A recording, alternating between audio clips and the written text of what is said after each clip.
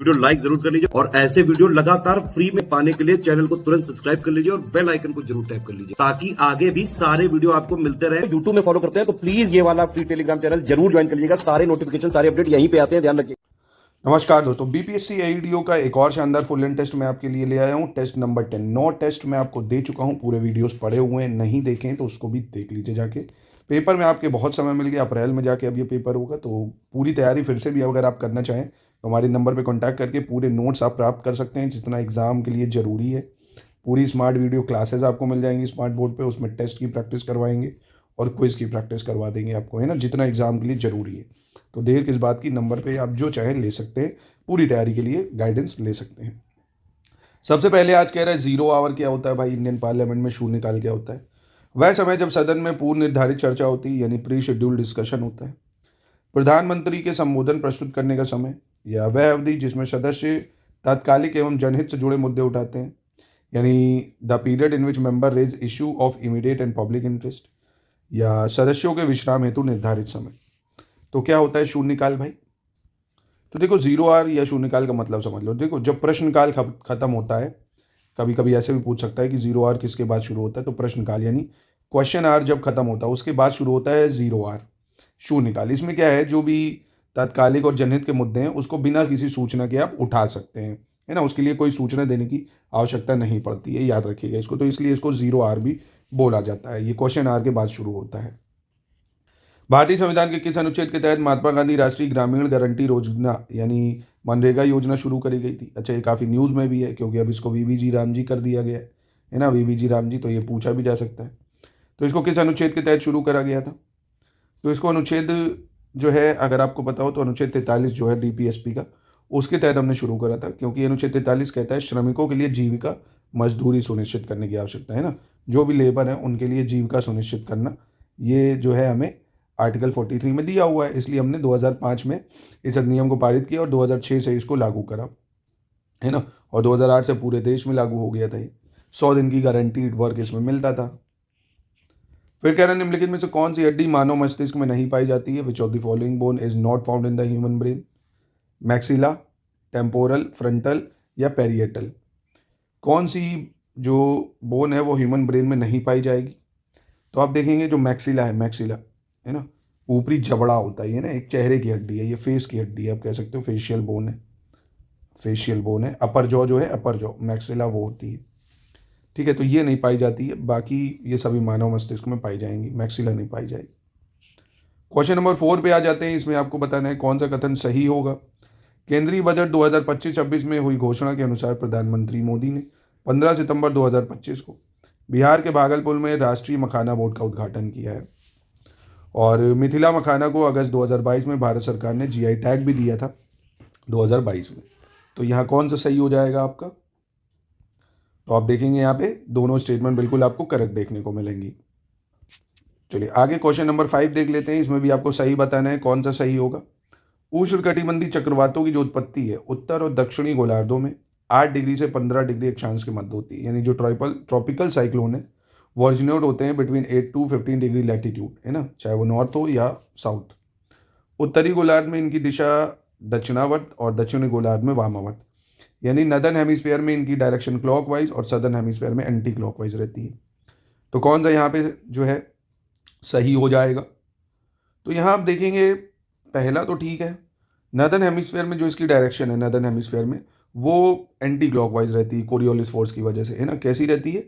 Anti clockwise रहती है और सदर्न हेमिस्फीयर में क्लॉकवाइज रहती है। तो यानी ऑप्शन ए ठीक है। आगे देखते हैं क्वेश्चन नंबर 6। सम्राट अशोक द्वारा 3री शताब्दी ईसा पूर्व में बनाया गया सांची स्तूप किस नदी के पास स्थित है? Sanchi stupa build by emperor Ashoka in 3rd century BC is located near which river? Betwa नदी, गंगा नदी, सोन नदी या गंडक नदी? तो सांची स्तूप जो कि एमपी में है भाई, तो ये कौन सी नदी पे लोकेटेड है? ये लोकेटेड है बेतवा नदी पे, ठीक है। कहाँ पे लोकेटेड है? बेतवा नदी पे भाई।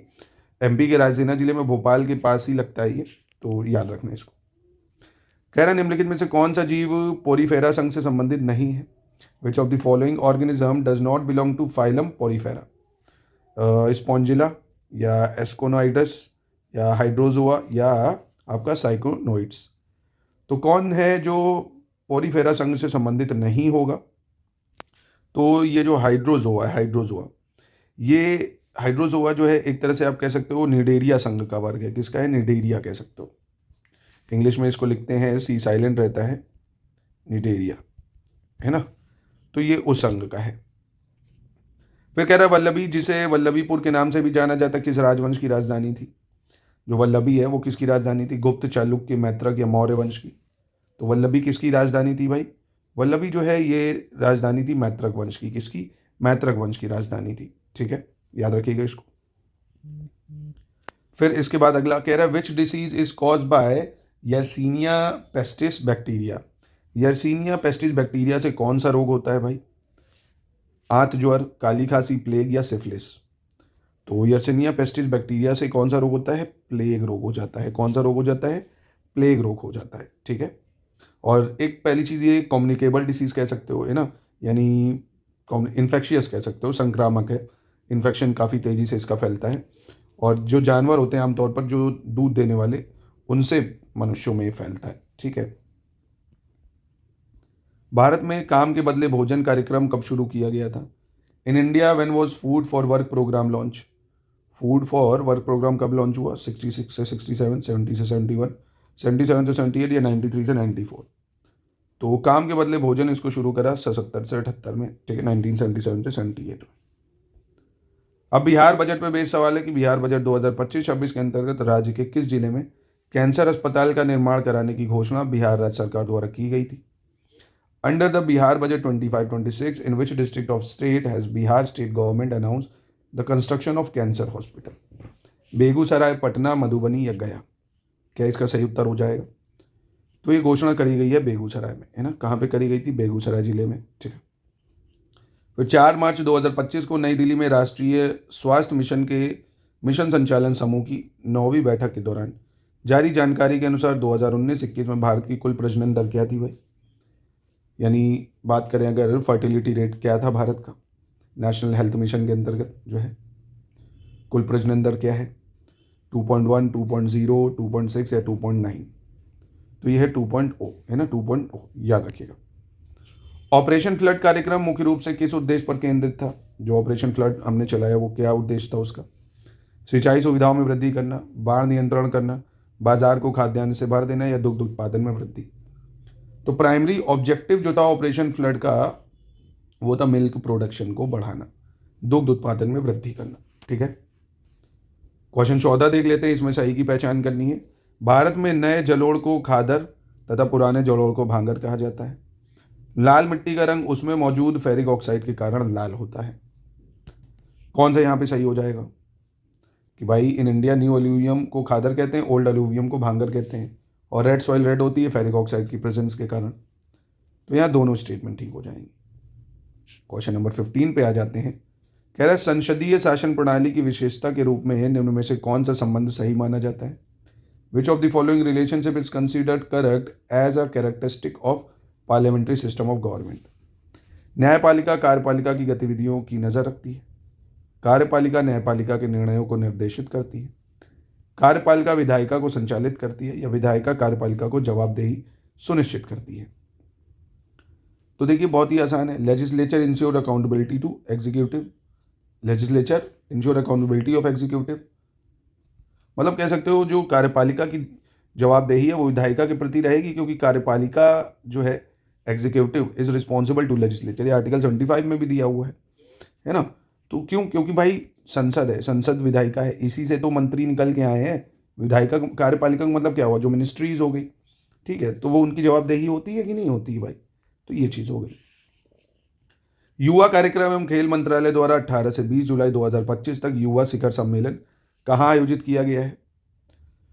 प्रयागराज, अयोध्या, लखनऊ या वाराणसी में?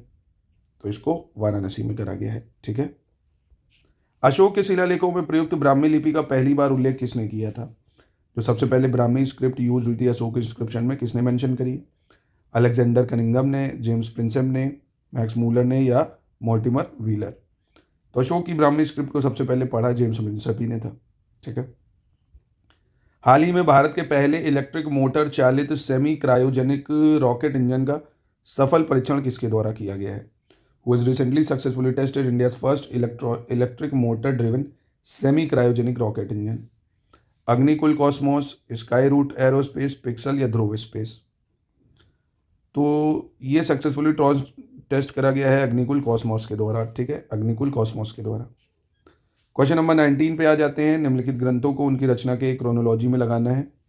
बृहदारण्यकोपनिषद, मनुस्मृति, अर्थशास्त्र, मिलिंद हो, यानी इनको क्रोनोलॉजी में लगाना है, कौन कब बना। कोई दिक्कत नहीं है, लगाएंगे। देखो बृहदारण्यक उपनिषद की अगर बात करें, बृहदारण्यक उपनिषद, तो ये लगभग आपका ये मानिए 7वीं और 6ठी शताब्दी ईसा पूर्व के आसपास हुआ था ये ना। उत्तर वैदिक काल का प्राचीन उपनिषद है ये, और शुक्ल यजुर्वेद का भी हिस्सा माना जाता है। मनुस्मृति की अगर बात करें तो प्राचीन ग्रंथ भी कह सकते हो इसको। मनुस्मृति क्या है, एक प्राचीन ग्रंथ है जिसकी रचना आप ये मानिए 200 ईसा पूर्व के आसपास मानी जाती है, 200 BC।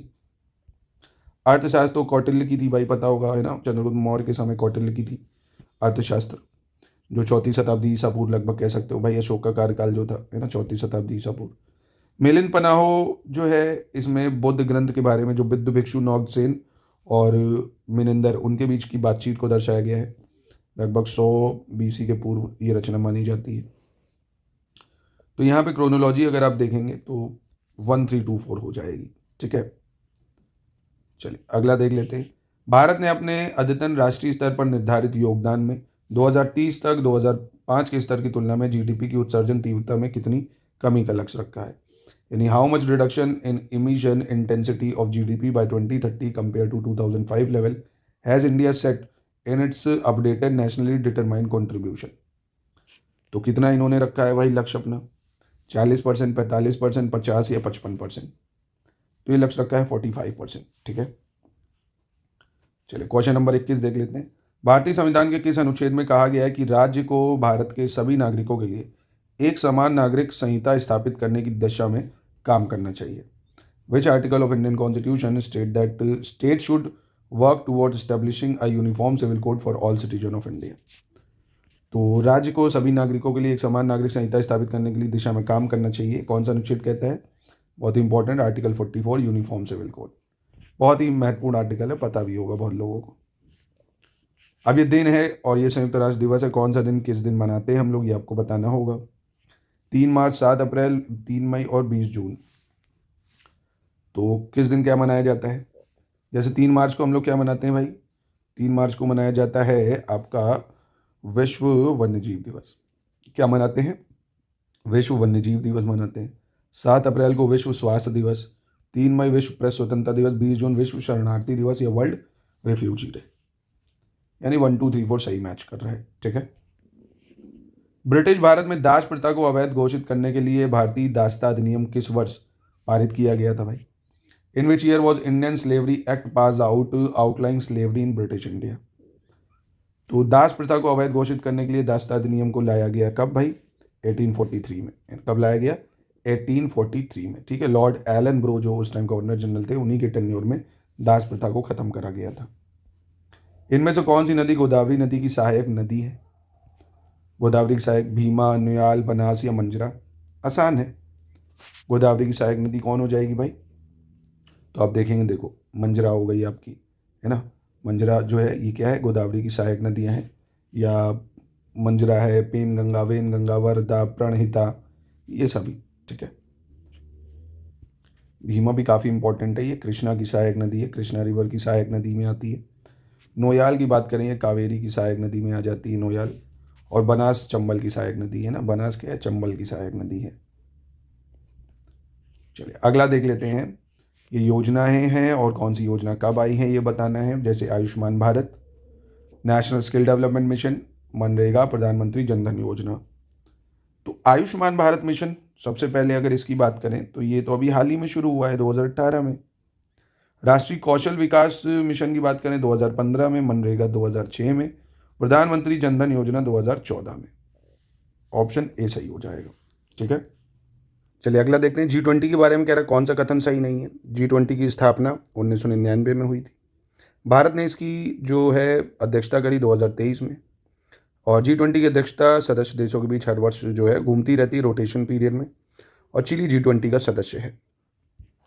तो यहाँ पे कौन सा जो है गलत हो जाएगा? तो यहाँ आप देखेंगे डी गलत है, चिली इसका सदस्य नहीं है भाई। इसमें G20 में 19 देश हैं, यूरोपियन यूनियन है, 2023 में अफ्रीकन यूनियन को भी शामिल करा गया है, तो ये लोग हैं, ठीक है। दक्षिण अमेरिकी देश में अगर बात करें तो ब्राज़ील और अर्जेंटीना था। अर्जेंटीना विड्रॉ करने की भी बात कर रहा था, है ना, तो ब्राज़ील अर्जेंटीना। निम्नलिखित में से किस क्षेत्र में उत्पन्न चक्रवात को हरिकेन के नाम से जाना जाता है? इंडियन ओशियन में, अटलांटिक में, या वेस्टर्न अफ्रीका US रीजन में, या नॉर्थ वेस्टर्न ऑस्ट्रेलिया रीजन में? कहाँ पे इसको हरिकेन बोला जाता है? तो चक्रवातों को देखिए आप अलग अलग नामों से जाना जाता है। अटलांटिक महासागर और पूर्वी प्रशांत महासागर में जो उत्पन्न होते हैं उनको हम बोलते हैं हरिकेन्स, ठीक है, यानी Atlantic and eastern Pacific oceans में। फिर आता है भारतीय संविधान का अनुच्छेद 32 क्लॉज 2 सर्वोच्च न्यायालय को किस प्रकार की शक्ति प्रदान करता है भाई? संसद द्वारा बनाए गए कानूनों को लागू करना, कानूनों की संवैधानिकता की समीक्षा करना, उच्च न्यायालयों में न्यायाधीशों की नियुक्ति करना, या मूल अधिकारों के परिवर्तन हेतु निर्देश, आदेश या रिट जारी करना। तो क्या इसका मुख्य काम है भाई? तो आर्टिकल 32 में क्या है, यही दिया हुआ भाई, रिट इशू करना, फंडामेंटल राइट्स अगर आपके हार्म होते हैं तो आप सुप्रीम कोर्ट आर्टिकल 32 के थ्रू जा सकते हो, वहाँ से रिट इशूज हो जाएंगी। फिर कह रहे हैं इनमें से कौन सी रिपोर्ट अंतर्राष्ट्रीय मुद्रा कोष द्वारा प्रकाशित की जाती है? Which of these report is publish by international monetary fund? Global financial stability report, global economic prospect, world development report, या वर्ल्ड इन्वेस्टमेंट रिपोर्ट? तो IMF कौन सी रिपोर्ट इसमें से निकालता है? तो IMF देखो निकालता है इसमें से ग्लोबल फाइनेंशियल स्टेबिलिटी रिपोर्ट। कौन निकालता है? ग्लोबल फाइनेंशियल स्टेबिलिटी रिपोर्ट निकालता है। एक और है world economic outlook, world economic outlook, ये भी जो है IMF निकालता है, या विश्व आर्थिक परिदृश्य कह सकते हो, ये भी कौन निकालता है? वर्ल्ड बैंक, वर्ल्ड बैंक कह रहा हूँ, IMF। और वहीं बात करें अगर वैश्विक आर्थिक संभावनाओं की, ये वर्ल्ड बैंक निकालता है। विश्व विकास रिपोर्ट भी वर्ल्ड बैंक निकालता है। और विश्व निवेश रिपोर्ट जो है संयुक्त राष्ट्र व्यापार एवं विकास सम्मेलन यानी UNCTAD निकालता है। ये इंपॉर्टेंट है, पूछ सकता है आपसे ना, ये वर्ल्ड बैंक या UNCTAD, ये आपका IMF। और दोस्तों देखिए BPSC ADO के लिए आपको मैं जानकारी दे दूँ, अप्रैल में आपका पेपर है, तो बचे हुए समय में इसके सिलेक्शन मटेरियल से पढ़ के, पेड रिकॉर्डेड वीडियो से आप पढ़ के, पेड क्विज से प्रैक्टिस और टेस्ट सीरीज से प्रैक्टिस करके आराम से कट ऑफ को प्रिपेयर कर सकते हैं। पूरी तैयारी एक ही जगह से करने के लिए आप हमारे नंबरों पर कॉन्टैक्ट कर सकते हैं। या अनलिमिटेड अटेम्प्ट के साथ ज्ञान सर एजुकेशन ऐप पे टेस्ट सीरीज भी मिल जाएगी, क्लासेस भी वीडियोस वाली सारी वहीं पे, PPT नोट्स भी वहाँ मिल जाएगा। तो अगर आप लेना चाहते हैं तो हमारी ऐप पे चले जाइए। फिर कह रहा मानव शरीर में दहन और श्वसन में ऑक्सीजन की भूमिका की खोज का श्रेय किसे दिया जाता है? Who is credited with the discovery of the role of oxygen in combustion and respiration in the human body? तो मानव शरीर में दहन और श्वसन में ऑक्सीजन की भूमिका की खोज का श्रेय किसको देते हैं हम लोग? Joseph priestly, Henry Cavendish, Daniel Rutherford, या एंटोनी लेवोजियर? तो ये एंटोनी लेवोजियर को जाता है। किसको? एंटोनी लेवोजियर, ठीक है। चलिए आगे बढ़ते हैं, देखते हैं क्वेश्चन नंबर 31। कह रहा है स्वर्ण जयंती ग्राम स्वरोजगार योजना भारत में गरीबों के लिए एक प्रमुख गरीबी उन्मूलन योजना के रूप में कब लागू करी गई थी? 1995 में, 99 में, 2005 या 2009 में? तो ग्राम जयंती या स्वर्ण जयंती ग्राम स्वरोजगार योजना, इसको 1999 में लॉन्च किया गया था, ठीक है। कृषि मंत्रालय द्वारा जारी नवीनतम आंकड़ों के अनुसार निम्नलिखित में से कौन सा राज्य गेहूं उत्पादन में शीर्ष स्थान पर है भाई? एग्रीकल्चर मिनिस्ट्री के अकॉर्डिंग यूपी, हरियाणा, पंजाब या बिहार? तो यहाँ उत्तर प्रदेश जो है ये आपको दिखेगा गेहूं उत्पादन में शीर्ष स्थान पर, ठीक है। क्वेश्चन नंबर 33 में कह रहा कौन सा कीट पौधे में रोग फैलाने के लिए एक प्रमुख वाहक के रूप में जाना जाता है? Which insect is known as a major vector for spreading plant disease? कपास पर पाई जाने वाली सफ़ेद मक्खी, टिड्डा, एफिड या फल मक्खी? तो ये है आपका एफिड या फल मक्खी, एफिड कह सकते हो इसको आप, ठीक है, जो पौधों में रोग फैलाने के लिए प्रमुख वाहक के रूप में काम करता है, एफिड। 2025 का अंतर्राष्ट्रीय बुकर पुरस्कार किस भारतीय लेखिका को उनकी लघु कथाओं के संग्रह या हार्ट लैम्प के लिए प्रदान किया गया था? 25 का International Booker Prize Heart Lamp के लिए किसको मिला है? अनीता देसाई को, बानू मुश्ताक को, किरण देसाई को, या अरुंधति रॉय को? तो ये किसको दिया गया है? ये दिया गया है आपका बानू मुश्ताक को, ठीक है। याद रखना, ऐसे ही पूछ सकता है, बानू मुश्ताक की है हार्ट लैम्प, ठीक है। हाल ही में कह रहा किस संगठन ने अल्फा जीनोम नामक एक नया AI मॉडल लॉन्च किया है? क्या नाम है? Alpha genome.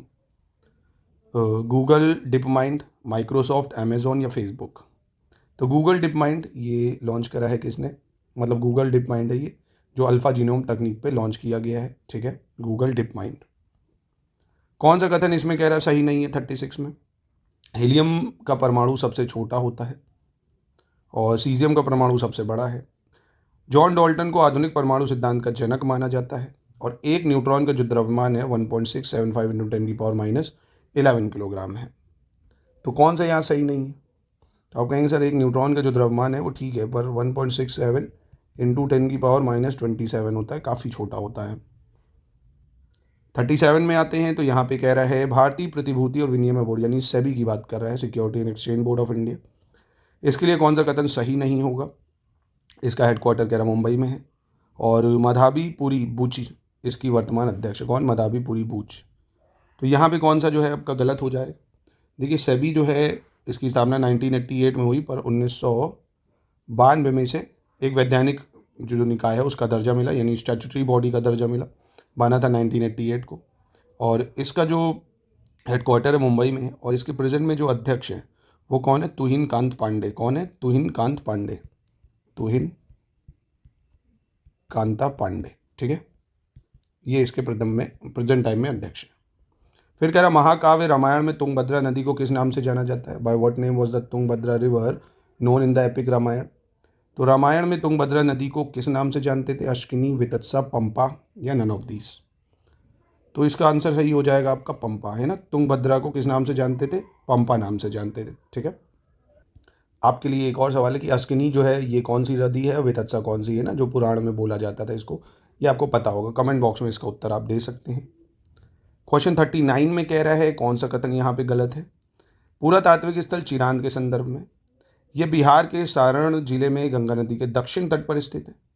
इस स्थल की खोज प्रोफेसर बीपी सिन्हा द्वारा 1962-63 में खुदाई के दौरान की गई थी और इस स्थल को भारत में नवपाषाण संस्कृति का उगता हुआ सूर्य भी कहा जाता है। तो यहाँ पे कौन सा गलत हो जाएगा? तो आप देखेंगे यहाँ पे पहला ऑप्शन जो है वो गलत हो जाएगा, क्योंकि ये गंगा नदी के उत्तरी तट पर है, दक्षिण तट पर नहीं, है ना। कहाँ पे? उत्तरी तट पर स्थित है, ठीक है। तो पहला गलत हो गया। आगे बढ़ते हैं, क्वेश्चन नंबर 40 पे आ जाते हैं। प्राचीन मगध महाजनपद की वह दूसरी राजधानी कौन सी थी जिसे भौगोलिक दृष्टि से सबसे अधिक रणनीतिक महत्व प्राप्त था भाई? Which was the second capital of ancient Magadha Mahajanapada having the most strategic importance? Pataliputra, Vaishali, Champa या राजगिरी? तो कौन सी राजधानी थी इसकी? तो ये थी आपकी पाटलिपुत्र, है ना। पहले जो थी इसकी दो प्रमुख राजधानी थी भाई, राजगीर और पाटलिपुत्र। पाटलिपुत्र जो थी इसकी, ये हर्यक वंश के जो शासक थे उदयन, उसने राजगिरी को पाटलिपुत्र राजधानी स्थापित कर दी थी। गंगा और सोन नदी के संगम पर है, ठीक है। दुर्ग के तौर पे ये काम करती थी, अगल बगल पहाड़ियाँ। फिर क्वेश्चन नंबर 41, किस जीवाणु से मनुष्यों में काली खांसी नामक रोग होता है भाई? जो वूपिंग कफ हो जाती है ह्यूमन्स में, किस बैक्टीरिया की वजह से होता है? स्ट्रेप्टोकोकस निमोनिया, रूबेला वायरस या माइकोबैक्टीरियम ट्यूबरक्लोसिस या बोर्डेटेला पर्टुसिस? तो ये किस बैक्टीरिया की वजह से वूपिंग कफ होता है? तो ये होता है बोर्डेटेला पर्टुसिस, बोर्डेटेला पर्टुसिस की वजह से। क्वेश्चन 42 में कह रहा है एलिफेंटा गुफाओं में पाई जाने वाली उत्कृष्ट कृतियों में से एक क्या है? What is one of the masterpieces found in Elephanta caves? 3 सिर वाला बुद्ध, विष्णु की मूर्ति, शिव की 3 मुख वाली छवि या देवी दुर्गा की छवि? एलिफेंटा गुफाओं में पाई जाने वाली उत्कृष्ट कृतियों में से एक है आपकी शिव की 3 मुख वाली छवि, ना, 3 फेज इमेज ऑफ शिव। कह रहा है किस भारतीय खिलाड़ी ने 2025 का यूनाइटेड स्टेट ओपन बैडमिंटन खिताब जीता? Which Indian player won the 2025 US open badminton title? Ayush Shetty, लक्ष्य सेन या एच.एस. प्रणय या आपका चिराग शेट्टी? तो ये कौन है भाई? तो ये है आयुष शेट्टी। कौन है? आयुष शेट्टी, ठीक है।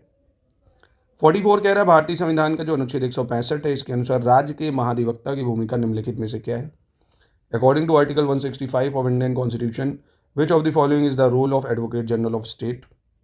कानूनी मामलों पर राज्य सरकार को सलाह देना, सर्वोच्च न्यायालय में राज्य का प्रतिनिधित्व करना, राज्य विधानमंडल के लिए कानून का मसौदा तैयार करना या राज्य के भीतर कानूनों को लागू करना? तो आर्टिकल 165 में है advising the state government on legal matter, है ना। एडवोकेट जनरल ऑफ स्टेट का काम है भाई राज्य सरकारों को लीगल जितने भी मसले हैं उनको सलाह देना, ठीक है। 45 कह रहा है जैव भार का एक उल्टा पिरामिड किस पारिस्थितिकी तंत्र में पाया जा सकता है? An inverted pyramid of biomass can be found in which ecosystem? Marine, grassland, forest या टुंड्रा? तो जैव भार का उल्टा पिरामिड की बात कर रहा है, ये हमें कहाँ देखने को मिल सकता है? तो इस समुद्र में देखने को मिल सकता है। ठीक है, 46 देखते हैं। इसमें कह रहा है भारत में औपनिवेशिक शासन के दौरान कौन सा हिल स्टेशन भारतीय सेना के कमांडर इन चीफ का आधिकारिक निवास बन गया है? During colonial rule in India which hill station become official residence of commander in chief of Indian army? Darjeeling, mount Abu, Mussoorie या शिमला? तो ये है आपका शिमला। ठीक है, अब अगले में कह रहा है दो जातियों के बीच वह संबंध जिसमें एक जाति को लाभ मिलता है और दूसरे को ना ही लाभ ना हानि होती है, ये क्या है? Commensalism, mutualism, parasitism, predation? तो बहुत ही आसान है दोस्तों। आप देखेंगे जहाँ पे एक को ना लाभ हो रहा है और ना हानि, एक को फ़ायदा हो रहा है, तो ये होता है कमेंसलिज्म। जैसे गाय है या भैंस है, उसके ऊपर कोई पक्षी बैठा उसके कीड़े खा रहा है ना, तो इसमें जो है सिर्फ जो खा रहा है उसको तो लाभ हो रहा है, गाय को थोड़ी कोई नुकसान हो रहा, खाओ भाई, उसको नहीं पता चल रहा है। ठीक है, और वहीं म्यूचुअलिज्म में दोनों ही को लाभ हो जाता है, म्यूचुअलिज्म में दोनों को लाभ हो जाता है। पैरासिटिज्म की बात करें अगर, या परिजीवता, एक को लाभ होता है दूसरे को हानि हो जाती है। और परभक्षण में क्या होता है, एक को जो होता है वो शिकार जो है खाता है और दूसरों को नुकसान होता है, भाई प्रेडेट जैसे शेयर करता है ना। चलो अगला देखते हैं।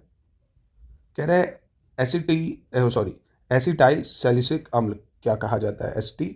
एसिटिसाइल salicylic acid is also called, क्या नाम है? एसिटाइल सैलिसिलिक अम्ल।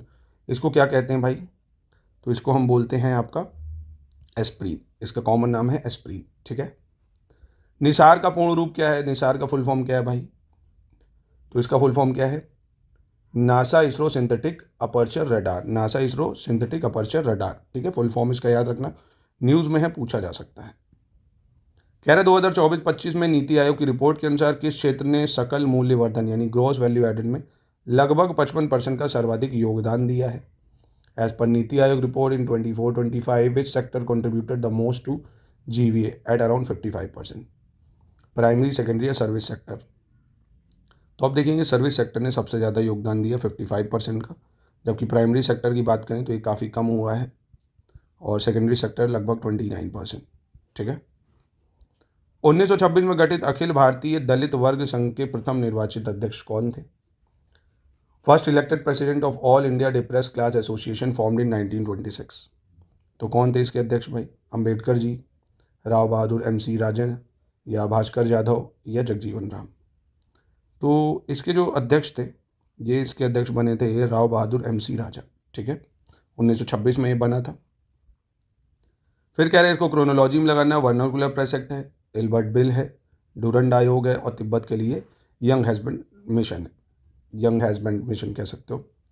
तो लगाओ क्रोनोलॉजी में भाई, बहुत ही आसान। वर्नाकुलर प्रेस एक्ट तो मुझे लगता है आप सभी को पता होगा कि ये 1878 में आया था भाई, 1878 में। और एल्बर्ट बिल विवाद 1883। डूरंड कमीशन की बात करें तो 1893 में बना था। यंग हस्बैंड मिशन की बात करें तो ये 1904 में बना था। ठीक है, यानी 1 2 3 4 सही हो जाएगा। अगला है, कह रहे हैं भारत के संविधान के अनुच्छेद डैश राष्ट्रपति को सर्वोच्च न्यायालय के न्यायाधीशों की नियुक्ति करने की शक्ति प्रदान करता है? तो कौन सा संविधान का अनुच्छेद राष्ट्रपति के सर्वोच्च न्यायालय को न्यायाधीशों की नियुक्ति करने की शक्ति देता है? तो आर्टिकल 124 क्लॉज 2 देता है। ठीक है, 124 क्लॉज 2। यदि 12 वर्ष का कोई बच्चा किसी कारखाने में काम करता हुआ पाया जाता है तो भारत के संविधान के किस अनुच्छेद का उल्लंघन होगा भाई? 19, 21, 24 या 25? काफ़ी आसान है, 14 साल से कम के बच्चे काम नहीं कर सकते, आर्टिकल 24 कहता है भाई। 21 में तो राइट टू लाइफ है, 19 में हमें 6 फ्रीडम मिलती है ना, फ्रीडम स्पीच, एक्सप्रेशन, एसोसिएशन और freedom to form, freedom to reside, profession, ये सभी प्रकार की। आर्टिकल 25 रिलीजन से संबंधित है। निम्नलिखित में से किस भारतीय राज्य में FIDE विश्व कप 2025 का आयोजन 20 अक्टूबर से 27 नवंबर तक किया जा रहा है? करंट अफेयर्स का सवाल। तो कहाँ पे किया जा रहा है इसका आयोजन? ये हो रहा है गोवा में। ठीक है, अजंता और अलोरा में कितनी गुफाएं हैं? ये कह रहा है अजंता अलोरा में कितनी गुफाएं हैं? 30, 34, 25, 32, 29, 34 या 30, 35? तो अजंता और एलोरा में आप देखेंगे अजंता में 29 गुफाएं हैं और एलोरा में 34 गुफाएं हैं, 29 और 34। ठीक है, 57 में कह रहा है निम्नलिखित में से कौन सा दिवस भारत में प्रतिवर्ष 29 अगस्त को मनाया जाता है? Which of the following day celebrated in India every year on August 29? तो कौन सा दिवस प्रतिवर्ष 29 अगस्त को हम मनाते हैं? Earth day, heart day, national voter day या स्पोर्ट्स डे? तो हर साल 29 अगस्त को हम लोग मनाते हैं राष्ट्रीय खेल दिवस। क्या मनाते हैं? राष्ट्रीय खेल दिवस। ठीक है। फिर कह रहा प्रोटीन संश्लेषण के आनुवंशिक नियंत्रण पर उनके काम के लिए 1968 में फिजियोलॉजी या मेडिसिन में नोबेल पुरस्कार के प्राप्तकर्ता कौन है भाई? 1968 में जो नोबेल प्राइज़ मिला फिजियोलॉजी या मेडिसिन में, वो किसको मिला है? एक बार अच्छे से इनको देख लीजिए। हरगोविंद खुराना और मार्शल डब्ल्यू नीरेनबर्ग और रॉबर्ट डब्ल्यू होली। ठीक है, ये नाम आपको याद रखने हैं, इंपॉर्टेंट है। निम्नलिखित में से किस देश में आए विनाशकारी भूकंप के बाद 28 मार्च 2025 को भारत सरकार द्वारा ऑपरेशन ब्रह्मा शुरू किया गया था? तो ये भी करंट का सवाल है भाई। ऑपरेशन ब्रह्मा किस देश के लिए शुरू हुआ था? तो ये हम लोग ने म्यांमार के लिए शुरू करा था। ठीक है, म्यांमार के लिए। कौन सा फल एक बीजपत्री नहीं है? Which of the following fruit is not monocotyledonous? तो कौन सा नहीं है भाई एक बीजपत्री? तो ये हो जाएगा आपका शरीफा, है ना, कस्टर्ड एप्पल कह सकते हो। कह रहा है वित्त मंत्री निर्मला सीतारमण द्वारा पेश किए गए केंद्रीय बजट 25-26 में विकास के कितने इंजनों को रेखांकित किया गया है? यूनियन बजट पे सवाल है। कितने जो है हमने इंजन्स ग्रोथ हाईलाइट करे हैं? How many engines of growth were highlighted? 3, 4, 5 या 6? तो ये हमने 4 करे। कौन कौन से? एक तो एग्रीकल्चर करा है भाई, दूसरा एमएसएमई करा है, तीसरा इन्वेस्टमेंट करा है और चौथा एक्सपोर्ट करा है ना। ये 4 जो है हमने पिलर्स रखे हैं। और दोस्तों बीपीएससी एडीओ में बचे हुए दिनों में अगर आप पूरी प्रिपरेशन करना चाहते हैं, आराम से की जा सकती है, बहुत समय पूरा रिवीजन कर सकते हैं हमारी स्मार्ट वीडियो क्लासेस से। उसकी पूरे नोट्स भी आपको मिलेंगे, समान हिंदी, समान अंग्रेजी, समान अध्ययन, समान योग्यता, सब कुछ आप यहाँ से पा सकते हैं। नोट्स के साथ टेस्ट सीरीज़ भी आपको मिल जाएगी। अगर आप सिर्फ स्टडी मटेरियल चाहते हैं वो भी मिल जाएगा, टेस्ट सीरीज सिर्फ चाहते हैं वो भी मिल जाएगा। पूरा कंप्लीट प्रिपरेशन के लिए आप 2500 में पूरी प्रिपरेशन कर सकते हैं। हमारी ऐप को भी इंस्टॉल कर सकते हैं, ज्ञान सर एजुकेशन, वहाँ से भी आपको टेस्ट सीरीज़ और पूरी रिकॉर्डेड क्लासेस मिल जाएंगी। 62 में देखते हैं, ये वॉर्स हैं, Anglo Mysore, Anglo Maratha, Anglo Sikh, Anglo Burma. इसको मैच करना होगा आपको। जैसे पहली एंग्लो मैसूर वॉर 1767 से 69 होती है, एंग्लो मराठा वॉर 1775 से 82, आंग्ल सिख 45-46 और प्रथम आंग्ल बर्मा 24-26। ऑप्शन ए सही हो जाएगा। ठीक है। 63 में आते हैं, तो पारिस्थितिकी ही स्थायी अर्थव्यवस्था है, इसका नारा देकर चिपको आंदोलन की सफलता में किसने महत्वपूर्ण भूमिका निभाई थी? यानी चिपको मूवमेंट किसने करा था? धूम सिंह नेगी, चंडी प्रसाद भाट, सुंदरलाल बहुगुणा या गौरा देवी? तो ये सुंदरलाल बहुगुणा जी ने आंदोलन करा था, काफ़ी शानदार, 1973 में, है ना, उत्तराखंड में शुरू हुआ था। फिर क्या निम्नलिखित में से कौन सा युग्म भारतीय राज्य और उसकी संबंधित जनजाति के बारे में सही है भाई? उड़ीसा में गदाबा जनजाति, नागालैंड में भोतिया जनजाति, सिक्किम में खासी जनजाति, मेघालय में रिंगमा जनजाति। कौन सा यहाँ सही हो जाएगा? तो आप देखेंगे सही तो सिर्फ पहला है, उड़ीसा में गदबा जनजाति पाई जाती है। ठीक है। भोतिया जनजाति वगैरह जो है सिक्किम में पाई जाती है, खासी मेघालय में पाई जाएगी, और रिंगमा जनजाति जो मुख्य रूप से नागालैंड वगैरह में पाई जाती है ना। ये नागालैंड है, ये सिक्किम है, ये मेघालय। अगला कह रहा है इनमें से कौन सा देश कैस्पियन सागर की सीमा से नहीं जुड़ा है? Which of these countries does not border the Caspian sea? Kazakhstan, Russia, Turkey या ईरान? तो कौन बॉर्डर शेयर नहीं करता कैस्पियन सागर से? तो कैस्पियन सागर से देखो कजाकिस्तान करता है, ठीक है, रूस भी करता है, ठीक है, ईरान भी करता है, ठीक है, एक अजरबैजान है, तुर्कमेनिस्तान है, तुर्की नहीं है ना। तुर्की बॉर्डर शेयर नहीं करता है, अगर आपने मैप देखा हो तो। फिर कह रहा है जब घरेलू विद्युत सर्किट में लाइव वायर और न्यूट्रल वायर सीधे एक दूसरे के संपर्क में आ जाते हैं तब क्या होता है भाई?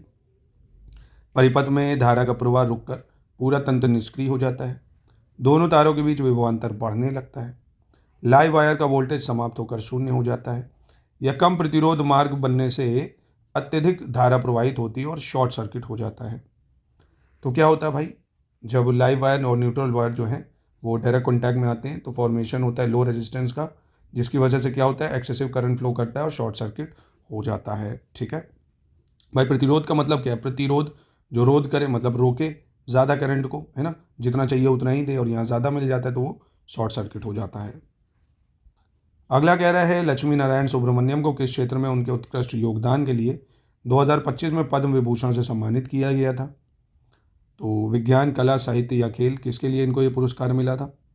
तो इनको कला के लिए मिला था, डॉक्टर लक्ष्मी नारायण को। किसके लिए? कला के लिए। ठीक है। विद्युत ऊर्जा की एक इकाई की परिभाषा क्या है? What is the definition of 1 unit of electrical energy? 500 वाट भार द्वारा 1 घंटे में खपत की गई ऊर्जा।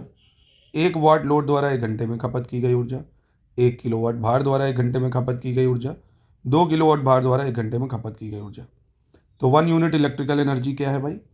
Energy consume in 1 hour by 1 kilowatt, यानी 1 किलोवाट भार द्वारा 1 घंटे में खपत की गई ऊर्जा को कहते हैं। ठीक है। फिर अब बिहार के किस जिले में लीची का उत्पादन सबसे अधिक है? In which district of Bihar is litchi production highest? Muzaffarpur, Siwan, Sonpur या छपरा? सबसे ज़्यादा लीची का उत्पादन कहाँ होता है बिहार में? मुजफ्फरपुर में होता है। ठीक है। देवताओं की घाटी के रूप में प्रसिद्ध कुल्लू नगर किस नदी के किनारे बसा हुआ है? गंगा, यमुना, ब्यास या सतलज? तो कुल्लू जो है ये बसा है कौन सी नदी के किनारे? ये बसा है आपका ब्यास नदी के किनारे। ठीक है, हिमाचल प्रदेश में ब्यास नदी के किनारे। 71 पे आ जाते हैं। कह रहा है रॉयल चैलेंजर्स बेंगलुरु ने 2025 के इंडियन प्रीमियर लीग सीजन के फाइनल मुकाबले में किस टीम को हराकर पहली बार खिताब जीता? तो आरसीबी ने किसको हराया था? ये तो मुझे लगता है आपको याद ही होगा इन चारों में से। पंजाब को हराया था। किसको हराया था? पंजाब को, है ना। फिर कह रहा है निम्नलिखित में से कौन से समूह की नदियां बिहार और उत्तर प्रदेश राज्य के बीच की सीमा रेखा बनाती हैं? कमला, सोन और बागमती, बूढ़ी गंडक, कोसी गंगा, कर्मनासा, गंडक, घाघरा, उत्तरी कोयल, अजय और पुनपुन। तो कौन सी समूह की नदियां हैं बिहार और यूपी राज्य के बीच सीमा बनाएंगी? तो ये है आपकी कर्मनाशा, गंडक और घाघरा। कर्मनाशा, गंडक और घाघरा। ठीक है। 73 नंबर पे आते हैं। 73 कह रहा है पौधों में कोशिका विभाजन को प्रेरित करने वाले हार्मोन के वर्ग को क्या कहा जाता है? What is the class of hormones that include cell division in plant called? Auxins, cytokinin, gibberellin या आपका ब्रासिनोस्टेरॉइड? ब्रासिनोस्टेरॉइड कौन सा सही होगा? तो ये आपका साइटोकाइनिन हो जाएगा। ठीक है। 74 में कह रहा है निम्नलिखित में से अपघटन अपक्रिया का सबसे उपयुक्त उदाहरण कौन सा है? अपघटन अपक्रिया का श्वसन के दौरान ग्लूकोज कार्बन डाइऑक्साइड और पानी में परिवर्तित हो जाता है। सोडियम क्लोराइड पानी में घुलकर सोडियम और क्लोराइड आयन बनाता है। हाइड्रोजन ऑक्सीजन के साथ प्रतिक्रिया करके पानी बनाता है। फेरस सल्फेट गर्म करने पर फेरिक ऑक्साइड, सल्फर डाइऑक्साइड और सल्फर ट्राइऑक्साइड में विघटित हो जाता है। तो अपघटन अपक्रिया का सबसे उदाहरण कौन सा है? यही है कि फेरस सल्फेट जो है डिकम्पोज हो जाता है ना, डिकम्पोज हो जाएगा। डिकम्पोजिशन में क्या होता है? टूट जाएगा। तो ऑप्शन डी सही है। 75 में ये गवर्नर जनरल है, इनका क्रोनोलॉजी लगानी है आपको। Warren Hasting, Lord Cornwallis, John Shore, Lord Wellesley. तो लॉर्ड वॉरेन हेस्टिंग, इसका टाइम पीरियड कब से कब तक रहता है? 1773 से 1785 तक। कॉर्नवालिस का टाइम पीरियड 1786 से 93 तक। जॉन सोर का टाइम पीरियड 1793 से 1798 तक। और लॉर्ड वेल्लेस्ली का 1798 से 1805 तक, है ना। तो ये टाइम पीरियड रहता है इसका। तो इसका आप देखेंगे मोटा मोटा 1 2 3 4 हो जाएगा। ठीक है। 76 ये अनुच्छेद और ये प्रावधान है। 61, 67, 94, 90। तो मुझे लगता है सबसे आसान आपको 61 पता होगा कि राष्ट्रपति को कैसे हटाना है, राष्ट्रपति पे महाभियोग चलाना। ए का 4 आपको दिख रहा है बी पे, तो आंसर तो आप मार दोगे कि ये हो गया। 67 क्लॉज बी में जो है वो दिखाता है उपराष्ट्रपति को कैसे हटाया जाएगा। 94 में बताता है लोकसभा के अध्यक्ष को कैसे हटाया जाएगा। 90 में बताएगा राज्यसभा के उपसभापति को कैसे हटाते हैं। ठीक है। निम्नलिखित में से प्राथमिक क्षेत्र की गतिविधियों की पहचान करनी है। फिशिंग, वीविंग यानी बुनाई, एग्रीकल्चर, माइनिंग या बैंकिंग। प्राइमरी एक्टिविटीज़ बतानी है। बहुत ही आसान है भाई। मत्स्य पालन हो गया, है ना। और बुनाई तो आपका हैंडीक्राफ्ट में यानी इंडस्ट्रीज़ में आ जाएगा। और कृषि हो जाएगा, खनन हो जाएगा, है ना। बैंकिंग तो सर्विस सेक्टर हो गया। बिहार के पश्चिम चंपारण जिले में भारत नेपाल सीमा के पास से निकलने वाली त्रिवेणी नहर किस नदी पर निर्मित है? त्रिवेणी कैनाल की बात कर रहा है। Originating near the India Nepal border in Bihar, West Champaran district is built on which river? तो ये किस पे बनी हुई है भाई? तो ये गंडक नदी पे बनी हुई है। ठीक है। सन 1945 में शिमला सम्मेलन का जो आयोजन है किस वायसरॉय द्वारा किया गया था? Which viceroy convey the Shimla conference in 1945? Lord Linlithgow, Wavell, Mountbatten या लॉर्ड इरविन? तो ये लॉर्ड वेवेल के द्वारा किया गया था। हाल ही में पोषण अभियान की एक प्रमुख पहल जो है पोषण पखवाड़ा, इसका 7वां संस्करण 8 अप्रैल से 22 अप्रैल 2025 तक आयोजित किया गया, जिसका विषय स्वच्छ जल, स्वच्छता के माध्यम से स्वस्थ बचपन था। पोषण अभियान की शुरुआत जो है वो किस वर्ष में हुई थी? 16, 17, 18 या 19? तो पोषण अभियान इसकी शुरुआत की बात करें तो ये 2018 में हुई थी। ठीक है। 81 में देखते हैं, भारत में गरीबी पर आधिकारिक आंकड़े किसके द्वारा एकत्र किए जाते हैं? Who collect official statistics on poverty in India? योजना आयोग, नीति आयोग, केंद्रीय सांख्यिकी संगठन या राष्ट्रीय नमूना सर्वेक्षण कार्यालय? तो स्टैटिस्टिक्स जो पॉवर्टी में है वो कलेक्ट करता है कौन? NSSO करता है ना, NSSO। फिर इंडिया की फॉरेस्ट रिपोर्ट के अनुसार बताना है बिहार के संदर्भ में कौन सा कथन जो है सही होगा यहाँ पे? भारत वन स्थिति रिपोर्ट के अनुसार बिहार में कुल वन आवरण जो है 7532.45 वर्ग किलोमीटर है। कुल क्षेत्रफल और प्रतिशत दोनों के हिसाब से सबसे कम वन आवरण शेखपुरा में है। कहाँ पे है? शेखपुरा में। कौन सा यहाँ पे सही है आपका? तो आप कहेंगे सर दोनों सही हो जाएंगे। अगला देखते हैं 83 नंबर। गिफन वस्तुओं के संदर्भ में निम्नलिखित में से कौन सा कथन सही है? गिफन गुड्स के बारे में, इनकी मांग जो है कीमत घटने पर घटती है और कीमत बढ़ने पर बढ़ती है। ये वस्तुएं मांग के सामान्य नियम का पूर्णतः पालन करती हैं। ये उच्च आय वर्ग की उपभोक्ता वस्तुएं होती हैं और इनकी मांग पर कीमत परिवर्तन का कोई प्रभाव नहीं पड़ता है। तो देखिए, जैसे एप्पल आईफोन, जितनी ज़्यादा कीमत बढ़ेगी उतना डिमांड बढ़ेगा, है ना। कीमत घटेगी तो डिमांड घट जाएगी। तो ए हो जाएगा गिफन गुड्स, जो बहुत महंगी गुड्स होती हैं, एक तरह से कह सकते हो रेयर गुड्स होती हैं। कौन से दो कार्यात्मक समूह प्रोटीन में मौजूद अमीनो अम्ल बनाते हैं भाई? Which of the following two functional group form the amino acid present in protein?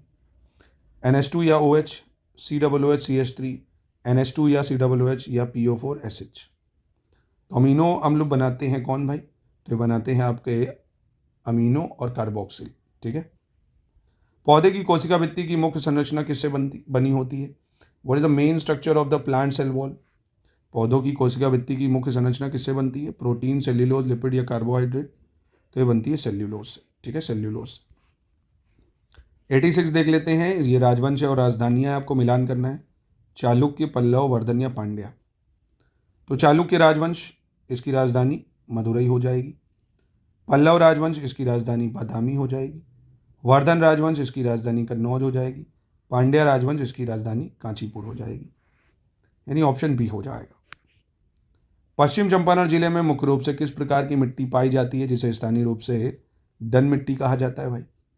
तो डून सॉइल किसको बोलते हैं भाई? पीडमोंट मार सॉइल को, ब्लैक कॉटन सॉइल को, सैंडी लोम सॉइल को या रेड लैटेराइट सॉइल को? तो पीडमोंट मार सॉइल को जो है डून मिट्टी बोला जाता है। ठीक है, ये हो जाएगा इसका आंसर। मोकामा ताल क्षेत्र मुख्य रूप से किस फसल के उत्पादन के लिए प्रसिद्ध है?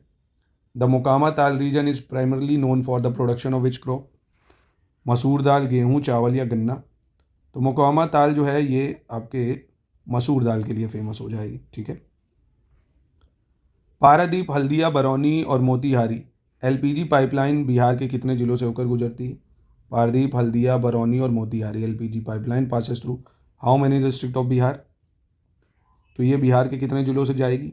देखो, एक तो बिहार की जाती है बांका जिले से। ठीक है, पटना हो गया, बरौनी हो गया, जिसको बेगूसराय भी कह सकते हो आप, और मुजफ्फरपुर हो गया आपका, और मोतीहारी या पूर्वी चंपारण, यानी 5 हैं। ठीक है। अब अगला कह रहा है भारत का पहला कृषि विश्वविद्यालय कौन सा है? गोविंद वल्लभ पंत कृषि एवं तकनीकी विश्वविद्यालय, पंजाब कृषि विश्वविद्यालय, विधान चंद्र कृषि विश्वविद्यालय, केरल कृषि विश्वविद्यालय? तो भारत का पहला कृषि विश्वविद्यालय जो है ये यही है, गोविंद वल्लभ पंत कृषि विश्वविद्यालय, जो कि अभी उत्तराखंड में है आपके। और इसका नाम जो है गोविंद वल्लभ पंत कृषि विश्वविद्यालय करा गया था 1972 में, है ना। इसका नहीं तो पहले नाम था क्या? भारतीय कृषि विश्वविद्यालय, नहीं, UP कृषि विश्वविद्यालय था, उत्तर प्रदेश कृषि विश्वविद्यालय था। बाद में इसका नाम बदला गया था, है ना, क्योंकि पहले मुख्यमंत्री जो थे गोविंद वल्लभ पंत, उन्हीं के नाम पे करा गया। और दोस्तों, BPSC AEDO के लिए आप संपूर्ण कोर्स हमारा ज्वाइन करके संपूर्ण तैयारी घर बैठे कर सकते हैं। इन नंबरों पे कॉन्टैक्ट करके आपको संपूर्ण जानकारी पेड ग्रुप की दे दी जाएगी, या हमारे ऐप से टेस्ट सीरीज़ और वीडियो रिकॉर्डेड क्लासेस आप ले सकते हैं, पूरे नोट्स भी, मात्र 1299 में। कौन सी ऐप है? ज्ञान सर एजुकेशन ऐप। वर्तमान में बिहार राज्य में दूध प्रसंस्करण क्षमता कितनी है कह रहे हैं? जो फूड या मिल्क प्रोसेसिंग कैपेसिटी है बिहार में कितनी है? 42.75 लाख, 45, 48.55 या 52.10? तो ये 48.55 लाख लीटर प्रतिदिन। ठीक है। अगला कह रहा है इनमें से कौन सा विभाग बिहार में मानव विकास उप मिशन के अंतर्गत शामिल नहीं है? Which of these department is not included under the human development submission in Bihar? स्वास्थ्य विभाग, शिक्षा विभाग, ऊर्जा विभाग या आपका आपदा प्रबंधन विभाग? तो अब देखेंगे ह्यूमन डेवलपमेंट सबमिशन जो कि बिहार में 2015 से 20 के लक्ष्य में शुरू करा गया था 2015 में। इसमें हमने हेल्थ डिपार्टमेंट को रखा है ना, एजुकेशन डिपार्टमेंट को रखा है, एनर्जी डिपार्टमेंट को इसमें नहीं रखा है, डिजास्टर मैनेजमेंट को रखा है, अनुसूचित जाति अनुसूचित जनजाति कल्याण विभाग को रखा है, ओबीसी वर्ग को रखा है, अल्पसंख्यक को रखा है ना, समाज कल्याण विभाग को रखा है। 7 डिपार्टमेंट इसमें हमने इसके अंतर्गत रखे हैं, ठीक है। फिर कह रहा है इसमें से कौन सा सही नहीं होगा ये आपको बताना है भाई, या नहीं सॉरी कौन सा सही है। कृष्णदेव राय तुलु वंश के तीसरे शासक थे। कृष्णदेव राय ने स्वयं एक महाकाव्य तेलुगु कविता अमुक्तमत्यदा की रचना की है। अमुक्तमत्यदा की रचना की है, तो इसका सही उत्तर क्या हो जाएगा भाई? तो इसका सही उत्तर हो जाएगा, ये दोनों ही ठीक हो जाएंगे, ठीक है। 94 देख लेते हैं। भारत छोड़ो आंदोलन 1942 के दौरान निम्नलिखित स्थानों में से समानांतर सरकार कहाँ स्थापित की गई थी भाई? तो क्विट इंडिया मूवमेंट जो 8 अगस्त 1942 को शुरू करा गया था, इसमें बलिया, तामलुक, सतारा कहाँ समानांतर सरकारें बनी थी? तो देखो बलिया उत्तर प्रदेश यहाँ पे बनी थी, तामलुक बंगाल में बनी थी और सतारा जो है आपका ये महाराष्ट्र में बनी थी, यानी ये तीनों ही हो जाएंगे इसके आंसर। अब इसमें कह रहा है इसको क्रोनोलॉजी में आपको लगाना है। असहयोग आंदोलन का आरंभ, चंपारण सत्याग्रह, खेड़ा सत्याग्रह और सत्याग्रह सभा की स्थापना। तो बहुत ही आसान है ये, मुझे लगता है आप सभी को ये डेट्स पता होंगी कि असहयोग आंदोलन जो है ये कब शुरू होता है 1920 में, चंपारण सत्याग्रह 1917 में, खेड़ा सत्याग्रह 1918 में और 1918 में, और सत्याग्रह सभा की स्थापना की बात करें तो ये 1919 में हो जाता है, यानी क्रोनोलॉजी 2, 3, 4, 1 हो जाएगी। फिर कह रहा भारत छोड़ो आंदोलन के समय बंबई में संचालित गुप्त रेडियो प्रसारण की शुरुआत किसने की थी भाई? Who initiated secret radio broadcast from Mumbai during quit India movement? Achyut Patwardhan, Chhotu Bhai Patnaik, Usha Mehta, Arun आसाफ Ali. तो 1942 के दौरान जो है उषा मेहता जी ने बम्बई में जो है गुप्त कांग्रेस रेडियो स्थापना करी थी, एक तरह से ये चला रही थी वहाँ से, ठीक है। अगला कह रहा है 1937 में कांग्रेस सरकार द्वारा किए गए श्रम सुधारों के संबंध में कौन सा विचार जो है सही है इसमें से? इन सुधारों का मूल दृष्टिकोण औद्योगिक शांति को बढ़ावा देते हुए श्रमिकों के हितों को बढ़ाना था, यानी basic approach of these reform was to advance the interest of workers while promoting industrial peace. औद्योगिक विवादों में हड़ताल से पहले स्थापित सुलह प्रणाली के माध्यम से अनिवार्य मध्यस्थता की वकालत की गई थी। तो यहाँ पे कौन सा सही हो जाएगा? तो आप देखेंगे दोनों सही हो जाएंगे, ठीक है।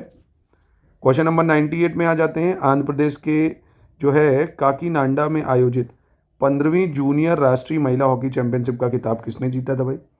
15th junior national women's hockey championship held in Kakinada Andhra Pradesh, किसने जीता इसको? झारखंड ने, उत्तर प्रदेश, तमिलनाडु या उड़ीसा की महिला टीम ने? तो ये झारखंड की महिला टीम ने जीती है, ठीक है। फिर कह रहा बिहार के नगर निकाय चुनाव के दौरान मोबाइल फोन आधारित ई वोटिंग व्यवस्था के संचालन हेतु CDAC द्वारा विकसित कौन सा एप्लीकेशन उपयोग में लाया गया? Which application developed by CDAC was use to operate the mobile phone based e voting system during the municipal election in Bihar? तो सक्षम एप्लीकेशन है, सुविधा 2.0 है, या ECBHR है, या सुविधा कैंडिडेट एप्लीकेशन है? तो ये आपका कौन सा एप्लीकेशन है भाई? ECESCHBHR एप्लीकेशन है, इसको डेवलप किया गया है, ठीक है। अंतिम प्रश्न देख लेते हैं। अंतिम प्रश्न में आपको बताना है यहाँ गलत कौन सा है। भारतीय संविधान का अनुच्छेद 76 जो है वो महान्यायवादी यानी अटॉर्नी जनरल ऑफ इंडिया से संबंधित है, और महान्यायवादी की पदावधि संविधान द्वारा निर्धारित है, यानी term of office of attorney of general of India fix by constitution. तो कौन सा यहाँ पे जो है गलत हो जाएगा? तो बहुत ही आसान है भाई, इसका कोई फिक्स टेन्योर नहीं है, जब तक राष्ट्रपति चाहेगा तब तक ये रहेगा ना, राष्ट्रपति इसको जब चाहे तब हटा भी सकते हैं, ठीक है। तो प्लीज़ ये पूरे 10 टेस्ट मैं आपको दे चुका हूँ, प्लेलिस्ट बनी है इन 10 टेस्ट की, BPSC AEDO टेस्ट सीरीज़। आराम से इन टेस्ट सीरीज़ों को देख के आराम से इसकी प्रैक्टिस करिए। ऐप पे हमारे चले जाइए, वहाँ पे आपको और टेस्ट मिल जाएंगे, ज्ञान सर एजुकेशन ऐप पे आराम से उसको अनलिमिटेड अटैम्प्ट के साथ अटैम्प्ट कर सकते हैं। फुल एक्सप्लेनेशन भी वहाँ आपको मिलेगा और लाइव रैंकिंग भी आपकी दिखेगी कि इतनी रैंकिंग आपकी आ रही है। तो इन नंबर पर कॉन्टैक्ट भी कर सकते हैं अधिक जानकारी के लिए।